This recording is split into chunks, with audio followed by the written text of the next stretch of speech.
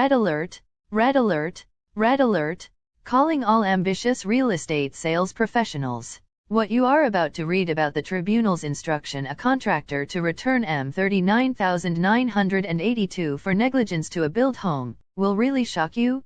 True, no jokes. This week's newsletter will warn you to be extra careful when house buyers want to build their own homes. After reading this bulletin you will be a better sales professional. You ask why? Answer: you will learn from other people's mistakes. Believable? Alright, don't answer me now, just continue reading, you will agree with me 110%. Okay, before you dive deep into this newsletter, just pause a few moments. Yes, in essence, the root cause of the unbuilt house lies in the several factors, one of which is work could not start because a bridge has to build first. To add to the problem, there is the temporarily work suspension due to the movement control order and problems getting building materials. However, because of unforeseen circumstances and detailed negotiations among the tribunal, the contractor, and house owner, the refund appear fair and square. That said, let's jump into the deep end of this bulletin. Shall we? Thanks. Here's goes. Breaking news.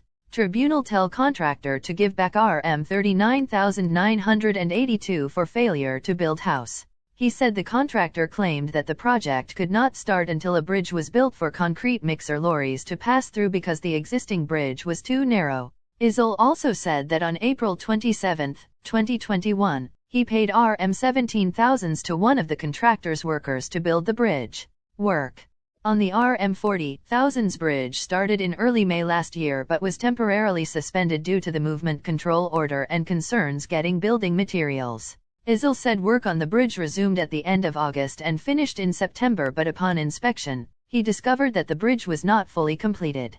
I gave them another month to finish the project, but I was not satisfied with the work, he said.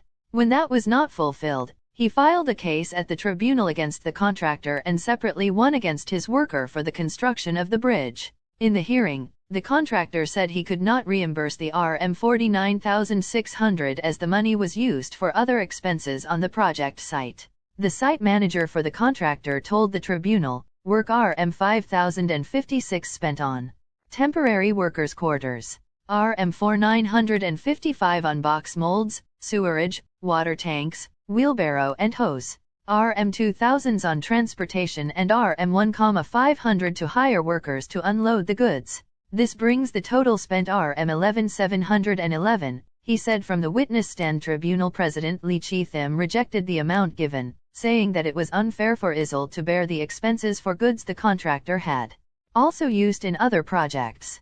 After deliberating on the cost borne by the contractor, Lee ordered him to pay the claimant Rm 39,982 within 2 weeks. On the contractor's plea to pay installments, Lee ordered that Izzle be paid Rm 10,000 as the first payment, followed by Rm 5,000 monthly for 5 months and the last payment of Rm 4,982 on the 6th month.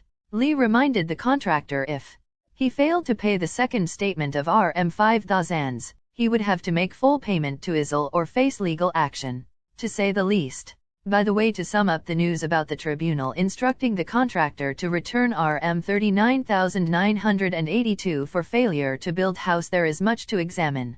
In truth, the home dispute must be resolved as the whole thing is not a laughing matter.